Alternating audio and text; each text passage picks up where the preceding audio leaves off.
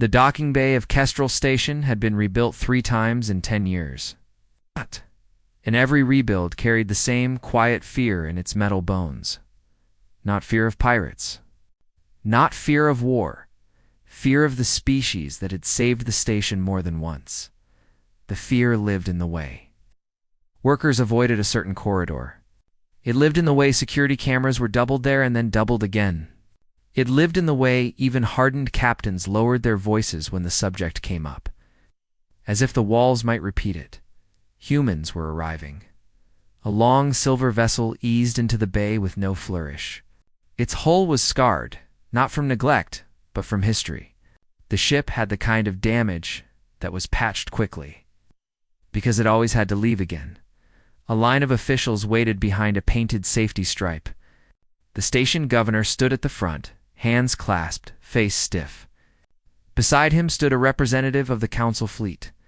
A tall officer from a species that had evolved with horns and a rigid posture that made them look like living statues. Officer watched the airlock with a cold focus. The governor swallowed and spoke quietly. They should not have come, the officer answered with a voice like clipped. Metal, they were requested.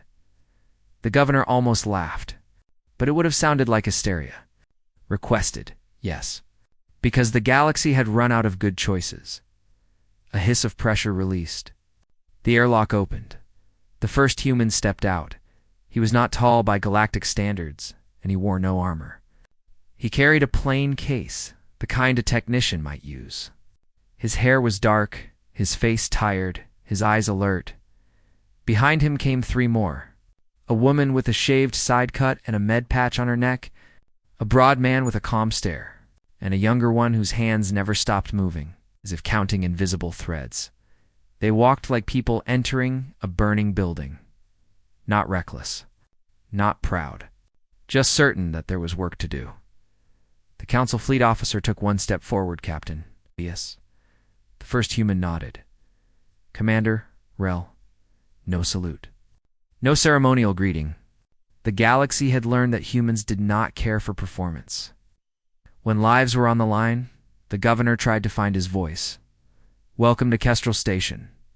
Elias looked at him. Then at the repair scaffolds, the emergency bulkheads. The patched scorch marks. You have been busy.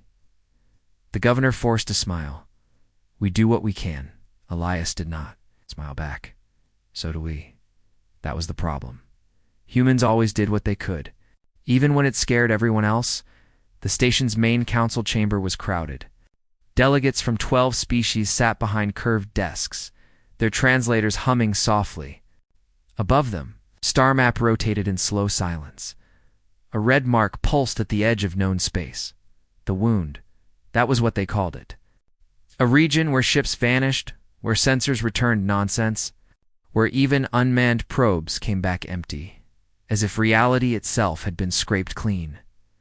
For 5 years, the council fleet had thrown everything at it. They lost cruisers. They lost admirals. They lost entire squadrons without a single distress call. Now, the wound was expanding. It would reach the core lanes within months. And so, against every instinct, they had called the humans. Commander Rel addressed the chamber. The council fleet has suffered unacceptable losses. We require a solution. A delegate from a soft-bodied ocean species spoke. Their voice translated into a gentle tone. We require survival.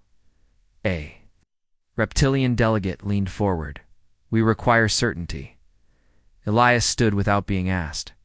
He set his case on the table and opened it. Inside were simple tools, small devices, and one object that made several delegates flinch. Compact weapon. The chamber tensed. Humans were not feared because they were strong. Many species were stronger. Humans were not feared because they were intelligent. Many species were brilliant. Humans were feared because of how they solved problems. They did not accept limits. They did not accept that something was impossible. And when the galaxy told them there were rules, humans treated rules as suggestions made by people who had not tried hard enough. Elias looked up at the star map. You've been calling it a region? It is not a region. The horned officer narrowed his eyes. Explain. Elias tapped a small projector. A new set of lines appeared over the map, not the clean arcs of trade routes, but jagged patterns, like cracks in glass. This is a boundary. A murmur spread. Elias continued.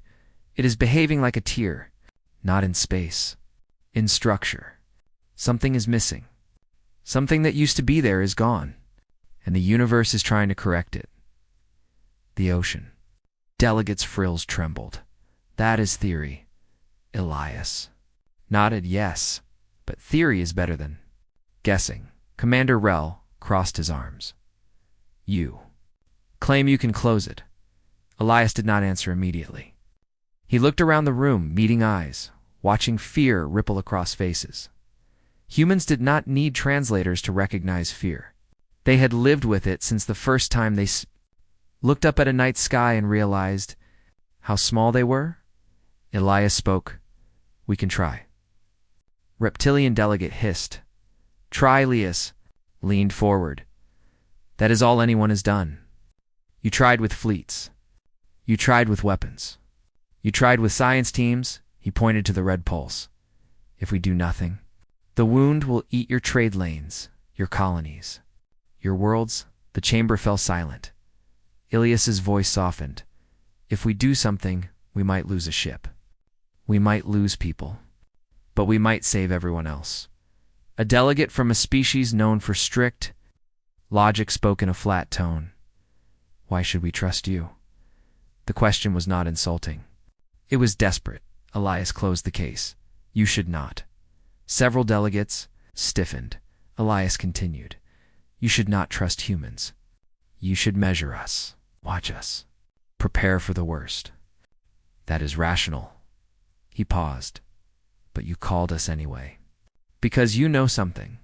Else. The governor swallowed. What? Elias looked at the map again. Humans do not quit. That was the line that made the chamber shift. Not because it was brave, because it sounded like a threat. The mission launched within hours. The human ship, the Resolute, detached from Kestrel Station and drifted into the dark with the Council fleet escort behind it. The escort consisted of 2 cruisers and 4 frigates. The Council fleet had insisted on protection. Humans had accepted not because they needed it, but because it calmed the others. Inside the Resolute, the crew moved with quiet speed. Elias stood in the central bay where a strange device was being assembled. It looked like a ring made of layered alloys, the cables running into a core of dense machinery. The shaved-cut woman worked with a welding tool. Her name was Mira, the broad man Jonah. Monitored readings, the younger one. Sam adjusted software parameters with a twitchy focus.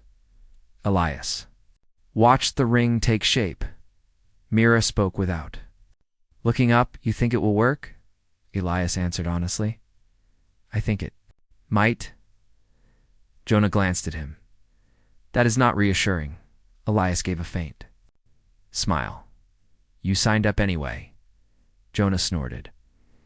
I have seen worse odds, Sam spoke quickly. The math is ugly. The wound is not stable. It is reacting to observation. Every scan changes it slightly, Myra muttered. Great, a shy apocalypse. Elias stepped closer to the ring. It is not shy. It is hungry. They had discovered the theory in fragments, pieced together from Council fleet logs, broken sensor data, and human experiments done far from polite oversight. The wound was not an enemy ship. It was not a weapon. It was absence, a missing rule, a hole in the fabric of what made reality behave. And like any system, reality tried to balance. It pulled matter, energy, information, anything it could grab, into the gap. That was why ships vanished. Not destroyed, taken. Elias had nightmares about where they went. The escort fleet maintained distance as they approached. Even the hardened Council fleet captains did not want to get close. On the Resolute, alarms remained silent. The ship did not panic. Humans did not panic easily. They had been born on a planet that tried to kill them in 1,000 quiet ways. The wound appeared on the forward screen as a distortion. Not a visible thing, but a wrongness. Stars behind it bent slightly, like light through rippling water, Sam whispered. There it is. Mira stopped working for a moment. It looks small. Jonah shook his head. It is not small. It is just polite enough to pretend. Elias opened a channel to the escort. Commander Rel's face appeared. You are within the boundary. Retreat is advised, Elias replied. We are within the boundary. That is the point. Rel's horns angled forward. Your device is ready. Elias glanced. Look at the ring almost. Rel's voice tightened. If you fail, we will not be able to recover you. Elias nodded. I know, Rel hesitated. Why do this? Elias looked at the distortion. Because if we do not, no one will dot the channel cut. The final bolts were sealed. Mira wiped sweat from her brow. Done. Sam's single quotes fingers danced over controls. Power routing stable. Field generators online. Jonah checked the ship's integrity. Hull stress rising. The wound is pulling on us. Already? Elias placed his hand on the control lever. Then we do not give it time. He looked at his crew. This is the moment. Mira's eyes were sharp. We close it or we die. Sam swallowed. Or we do both. Jonah exhaled slowly. Then we do it. Anyway, Elias activated the device. The ring hummed. A deep vibration that made the ship's bones sing. Outside, space rippled. The wound reacted. The distortion tightened. As if the whole had become aware of being challenged, Sam shouted, It is focusing on us. Jonah grunted. Of course it is. We are being rude. Mira braced herself against the console. What is it doing, Elias? Watch the readings. It is trying to pull the ring apart. The ring's field expanded. A shimmering boundary that could not be seen but could be felt in the way. Sensors screamed. Sam's voice rose. Field strength is climbing. If we push higher, the ship will not hold. Elias tightened his grip. Push higher. Jonah stared at high.